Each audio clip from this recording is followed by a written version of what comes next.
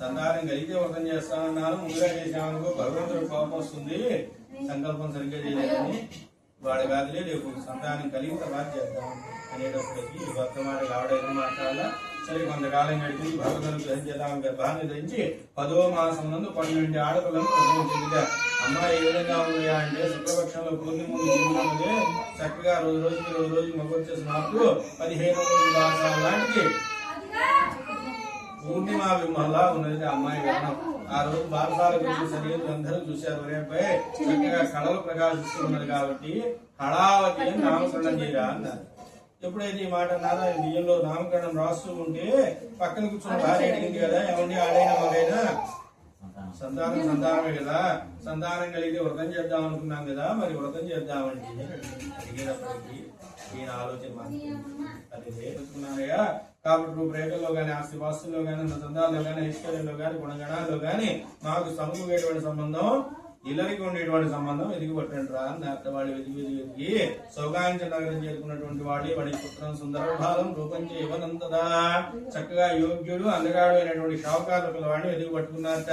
ఒరే అబ్బాయి నీకు పెళ్లి చేస్తాను రారా అన్నారు. వెంట పెట్టుకు వచ్చారు. అల్లుడు షావుకారు నీకు అల్లుడితో చూడవయ్యా అంటే ఆయన సన్నిధిలో అందరూ నుంచి తలవరంగా పరీక్ష చేసి పిల్లవాడు యోగ్యుడు అని నిర్ధారించుకున్న తర్వాత పిల్లవాడింటికి కబురు పంపించాట. ఆయన పలానా ముహూర్తంలో పలానా రోజున మీ అబ్బాయికి మా అమ్మాయి నుంచి వివాహం చేస్తున్నా రావాల్సిందని కబురు పంపించారు. వాళ్ళు కూడా వచ్చారు. రంగరంగ వైభవంగా వివాహం జరిగింది. అంటే వివాహ సమయంలో షావుకారు ఆయన భార్య ఇద్దరు కూడా వ్రతం గురించి మర్చిపోయారట. పెళ్లి హడావిడిగా వాళ్ళు ఒక రోజు పెళ్లి చేయమని పోయి మనకు హైరాణ పడిపోతూ ఉంటాం. పెళ్లి అంటే ఎన్ని రోజులు? 16 రోజులు. 16 రోజులు పండుగలు గుర్తున్నాయి వాళ్ళకి, అవి మర్చిపోకూడదు. ఎందుకంటే పెళ్లి అప్పటిదాకా చేయాలి. 16 రోజు వెంకటేశ్వర దీపారాధనతో పెళ్లి నందు పూర్తవుతుంది.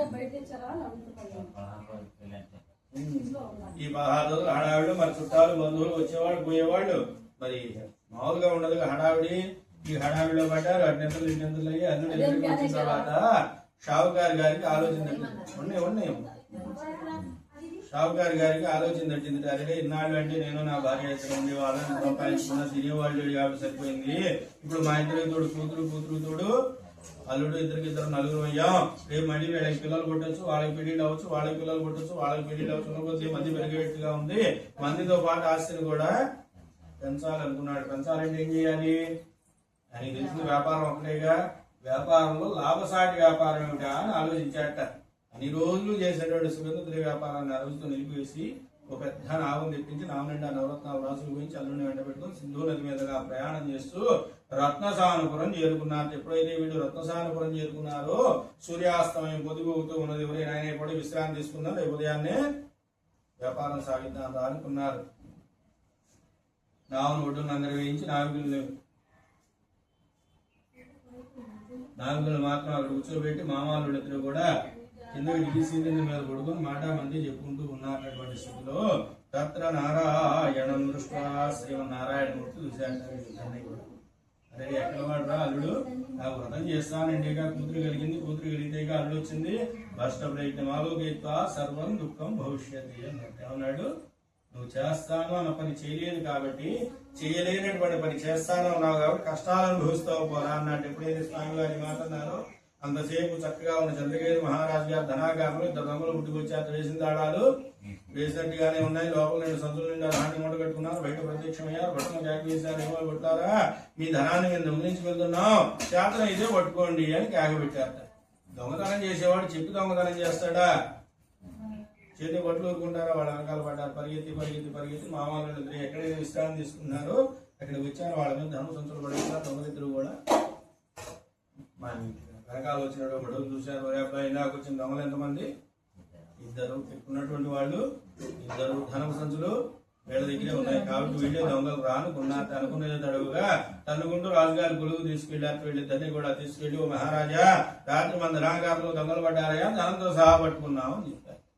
అయితే ఆయన అన్నాడు కదా, ఒరేనాయన ఖాళీగా ఉన్న రోజున విచారణ చెబుదాం, ముందు తీసుకుపోయి చేడు కొట్లో పడేంటారు అన్నాడు. కాళ్ళకి చేతులకి ఇనప గొలుసులు వేశారు, కట్టేశారు, తీసుకుపోయి చెడు కొట్లో పడేశారు. వీళ్ళ నావులో ఉన్న ధనాన్ని మొత్తం లెక్కించి రాజుగారి ధనాగారంలో కలిపేశారు.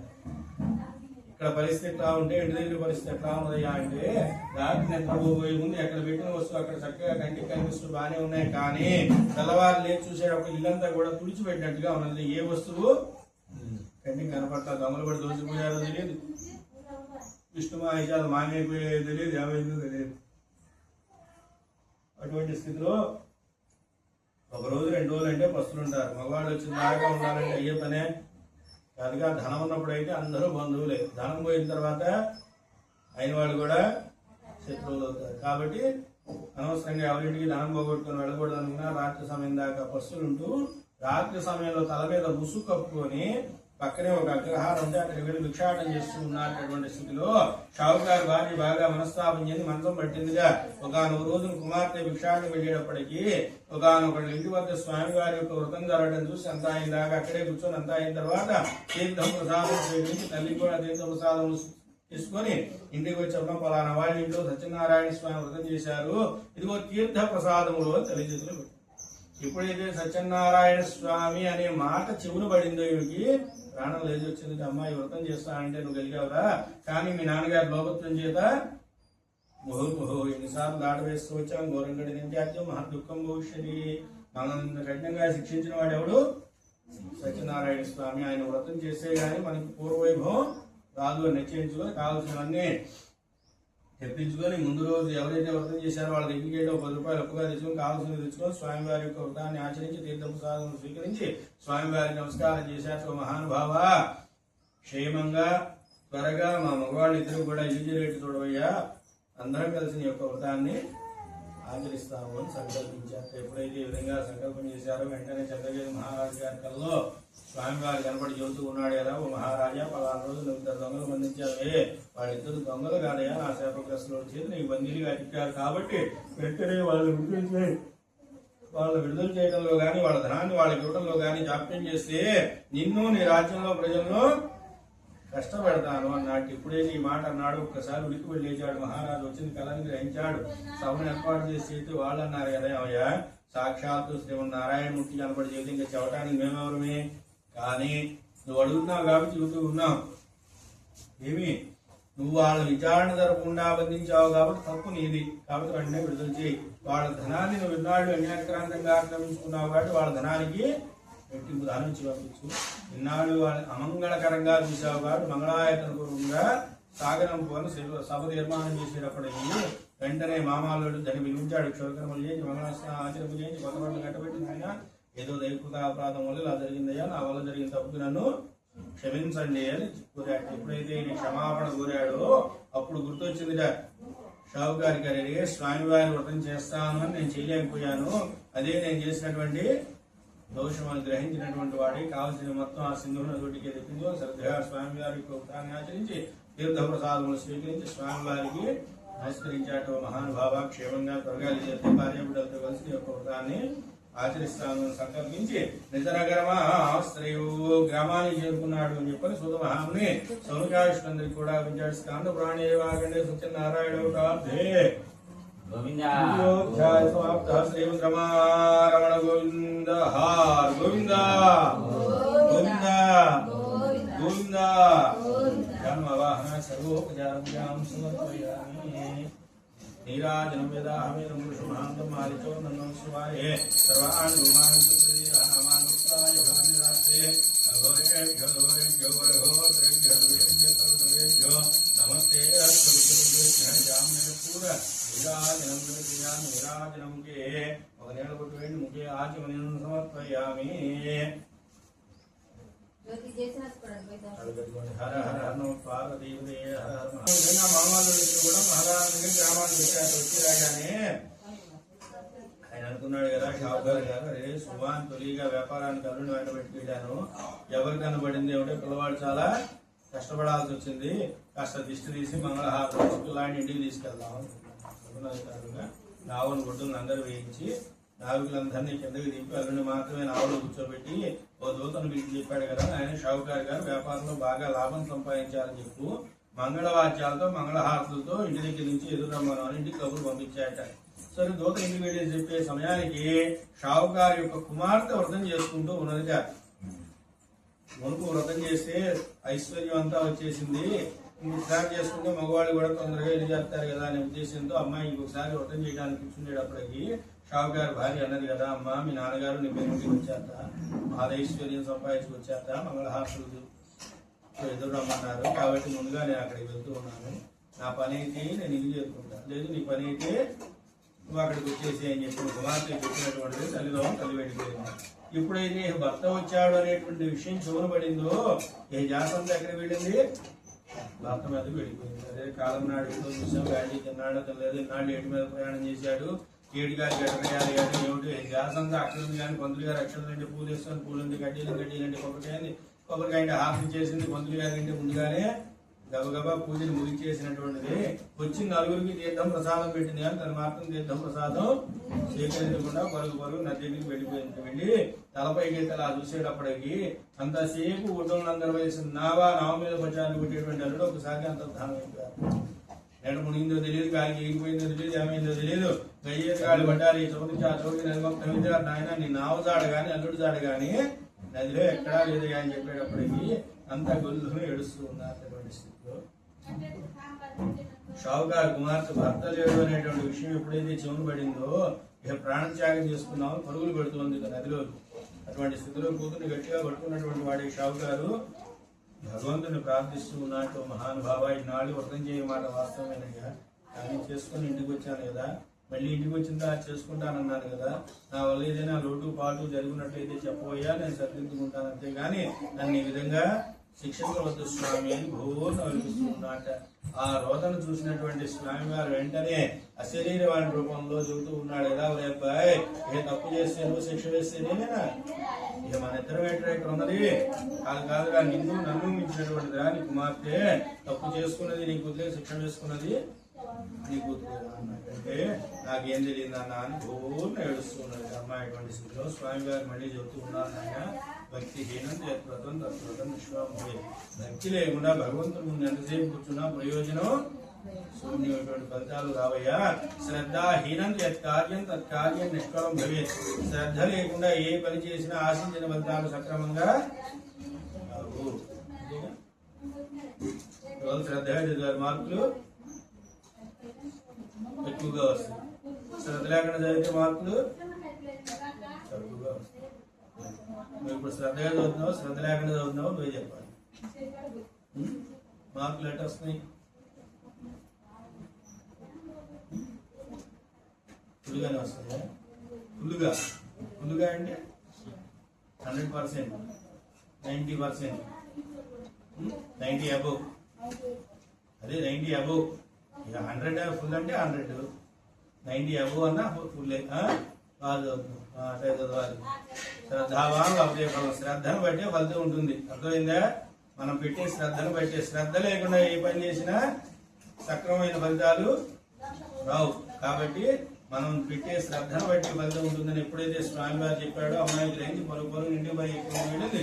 భక్తి శ్రద్ధతో పూజ చేసుకొని మిగిలిపోయిన తీర్థ ప్రసాదం మొత్తం స్వీకరించి పలుపరు నదికి వచ్చిందిగా వచ్చి తలపైకి అలా చూసేటప్పటికి అంతసేపు కనపడనటువంటి నావ మీద పచ్చాలు తల్లుడు మళ్ళీ కనపడ్డాట. మహా బాధాంద పడిపోయాడు. గబగబా కుమార్తె షావుకారు దగ్గరికి వెళ్ళి అంటూ ఉన్నది కదా, నాన్నగారు త్వరగా ఇంటికి పోదాం, మళ్ళీ ఇంకేదన్నా లోటుపాటు గుర్తొస్తే భగవంతుడు మళ్ళీ మన ఇంటి ఎక్కడ ముంచుతాడో, ఇక్కడ ఉంటే తొందరగా ఇంటికి పోదానండి అన్నది. అంత భయపడిపోయింది. ఎప్పుడైతే అమ్మాయి భయపడి ఈ మాట అంటూ ఉన్నదో షావుకారు అంటూ ఉన్నాడు కదా, అమ్మా ఇక్కడ ఏవో నీళ్లు ఉన్నాయని ఇక్కడ ఉంచడం కాదు తల్లి, అవసరమైతే ఈ నీళ్ళన్నీ తెచ్చి ఇంట్లో పెట్టగల సమర్థుడు భగవంతుడు, ఆయనతో మనం పరాజకాలు ఆడుతున్నావా? కాదు, వ్రతం ఆచరించిన తర్వాత ఇంటికి వెళ్దాం.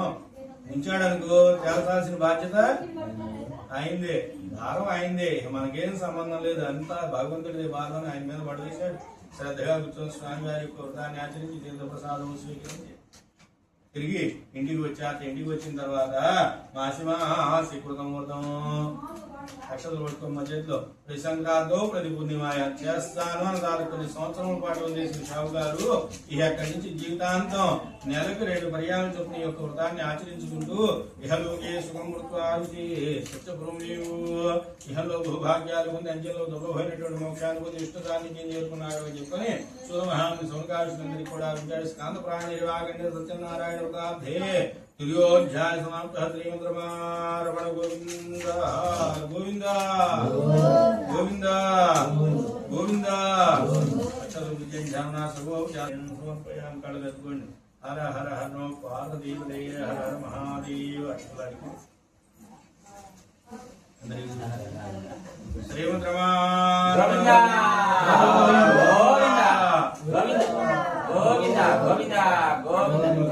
స్వామి గారి దగ్గర నారాయణ శ్రీవాయ తన్నో విష్ణు ప్రచోదయాత్ మహాదేవ జన్మే విష్ణు పత్ని తన్నో లక్ష్మీ ప్రచోదయాత్ దివ్యసూర్ణ మంత్రం పుష్పంజలి నమస్కారం సమర్పయామి.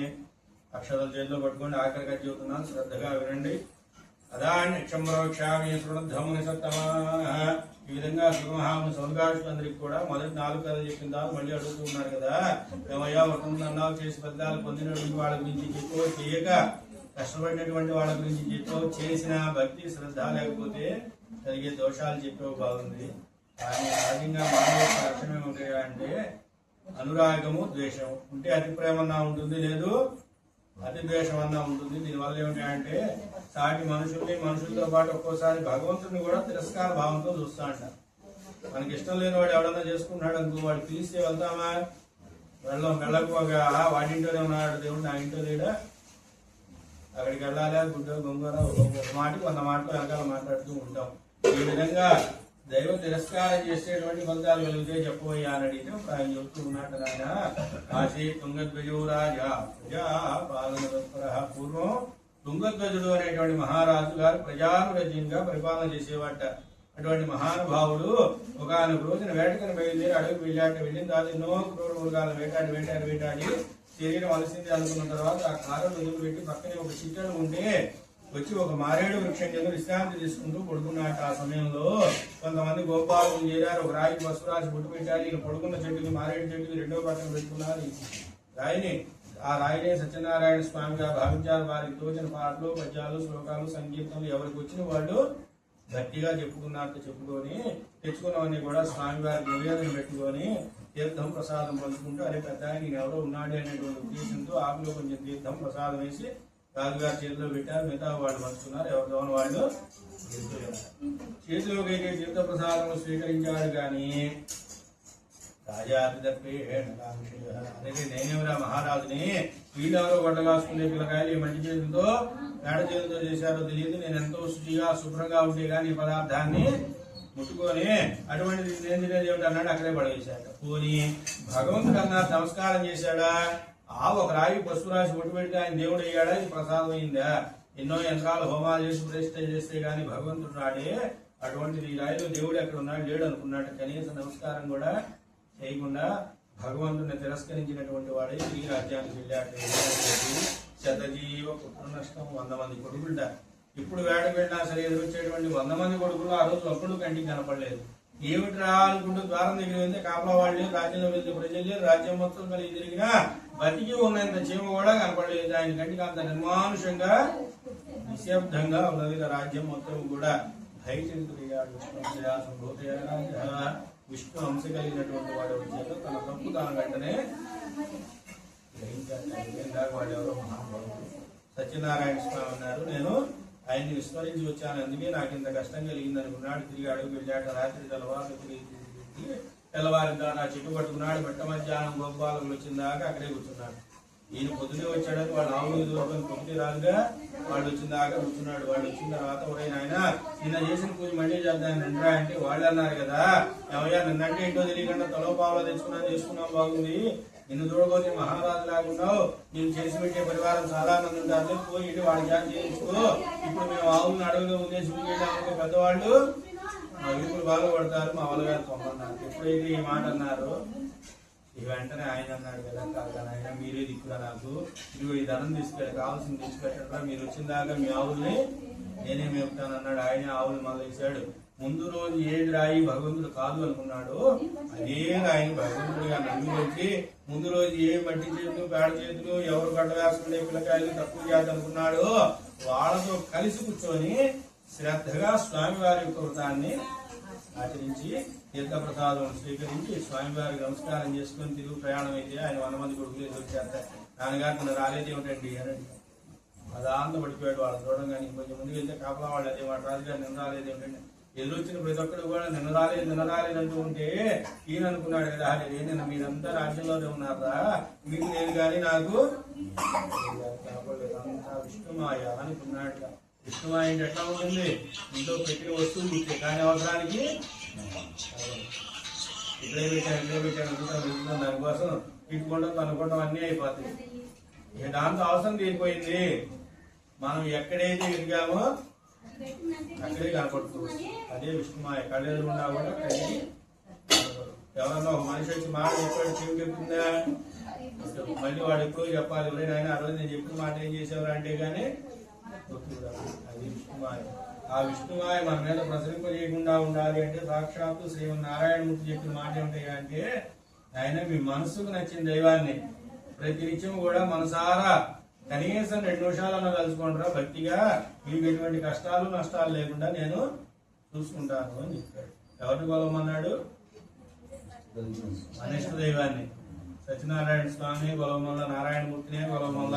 మనం ఏ రూపంలో భగవంతుడిని నమ్మగలమో ఆ రూపంలో నమ్మి తెలుసుకుంటారా మీకు కష్టాలు నష్టాలు లేకుండా చేసేస్తాను అన్నాడు.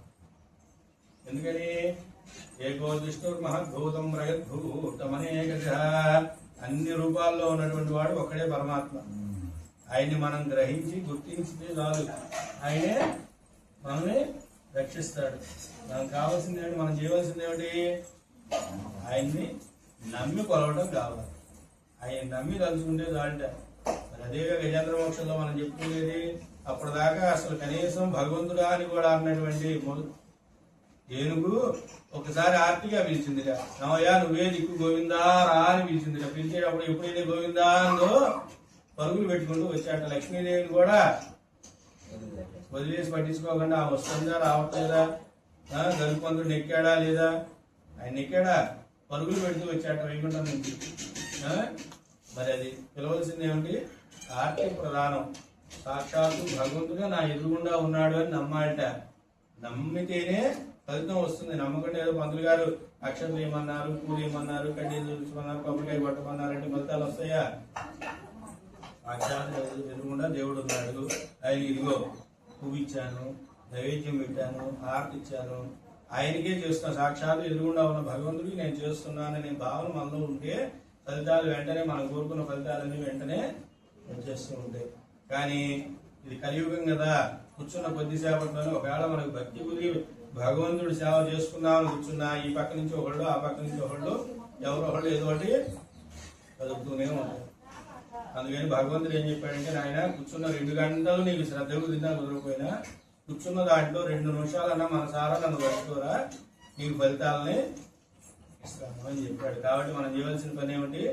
భగవన్నామస్మరణ విడవకుండా చేసుకుంటాం ప్రధానం.